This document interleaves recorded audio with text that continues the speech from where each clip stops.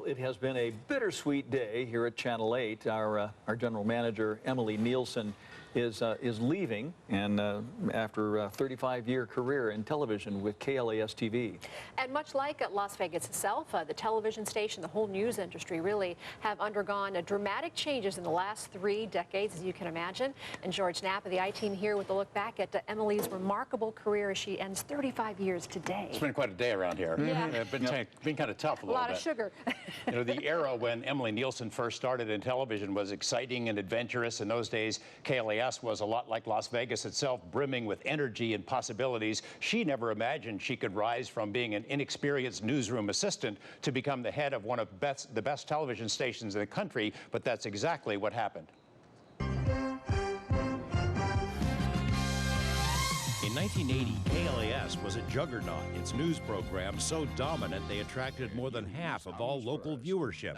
The newsroom was a jungle of big brains and strong personalities, including news director and legend Bob Stoddall and muckraker Ned Day as his managing editor. Into that mix of hard-charging type A's and decidedly free spirits stepped youngster Emily Neilson, who at first worked part-time in the traffic and accounting departments, but was drawn to the excitement of the newsroom. Bob Stoddall hired her to be his assistant and became her mentor as well. Around that same time, Channel 8 hired its new anchorman, Gary Waddell, who remembers Neilson as mature beyond her years. A thankless job. And she worked that and did a great job at it, and took care of all of us. It was kind of like running daycare more than being a secretary in the newsroom. Neilson had no journalism training, so she learned about news from the ground up through trial and error. She learned to love the adrenaline rush of breaking stories and discovered a talent for multitasking during the most tumultuous of times, including the deadly MGM fire. She was the busiest person in the whole room, always, just always getting everything sort of fell to her. And I think she also sort of had that personality of I'm going to do everything. Stoddall encouraged her to become assignment editor, the linchpin of any newsroom. And in her first job evaluation, her supervisor, Ned Day, told her she could be anything, even general manager someday, which proved prophetic. Stoddall remembers what convinced him back then that Emily was special. She had strong leadership qualities, he told us, a strong intellect, and showed respect for individuals in a constantly changing business. Gordon Absher, these days a vice president for MGM Resorts, worked at KLAS long enough to see several station logos and jackets and remembers Emily as the ultimate juggler. As a photographer years ago, back in the days of steam-powered cameras, I remember Emily running the assignment desk.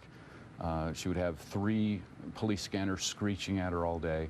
She would have a phone up to one ear, and she would have a radio mic to alert us photographers to some breaking news in the other hand. As she rose from assignment editor to managing editor and then to the first female news director in Las Vegas, she also managed to raise 3 kids, each of whom grew up in or around the newsroom. Co-workers recall the delicate balancing act as she raced from a busy newsroom to pick up her brood. She had this portable TV set rigged up in her SUV and like bungee corded into the panel in the middle of the front seat of the car so that she could do her job, do the 5, jump in her car, and still watch the 6 o'clock news while she was driving home. Most people don't know that. I think that's illegal now. In addition to being the first female news director, she scored many other firsts. The first station in the country to launch its own website, one of the first dozen stations anywhere to convert to high definition.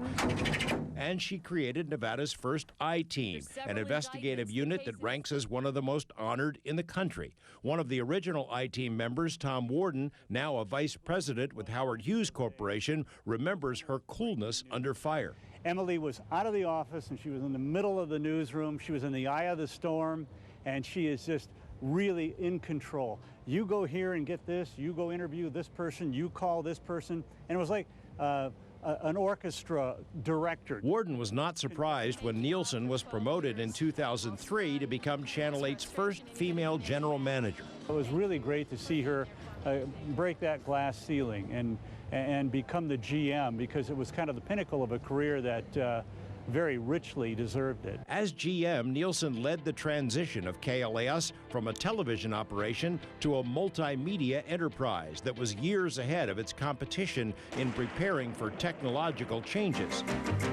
A 24-hour cable news operation called Las Vegas One is where political pundit John Ralston began his face-to-face interview program. She was as tough as any man I dealt with in that kind of position, and she would back you up. That was the key, and we did some controversial things. I'm sure she got some phone calls about some of the stuff that we did. So, and she was always 100% supportive. As GM, Neilson cemented what's known as the Channel 8 culture, a serious news outfit and multimedia enterprise, but where individual expression is encouraged, where there's still room for fun, where employees not only look forward to coming to work, but to staying for decades. The kind of boss that you want to work for 20 years. Emily's made an enormous impact on my life and on my family's life. And I'll always appreciate her. Oh, and somewhere in between all the changes in the TV industry and in her personal life, Neilson carved out time for community involvement, serving on the board of United Way for 11 years, as its chair for 2 years, and as a founding member of 3 Square, created to combat hunger in Las Vegas. 3 Square wouldn't be in existence today if it weren't for Emily Neilson, for her leadership and her involvement. There's a lot of stories today, laughs and a few tears along the way, recalling the last 35 years or so. Senator Harry Reid and Congresswoman Dina Titus, along with County Commissioner Lawrence Weekly, offered their congratulations. And some of the people you saw in that story, Bob Stoddall, Stu Loudon, and Tom Warden, and many others, were here to wish Emily well in whatever she tackles next. And, you know, there's a reason for that kind of loyalty and friendship, why people work in a place for so long. Dave, you're a double-digit guy. You're a lifer now. A lot of alumni were at this party today, nice and they all said it felt like a family. And that's what she created. It's true. Was that sense of family. It's why people have loyalty and stick around a long time. End of an era. Best of luck, Emily. Yeah. Thanks for the look back, George.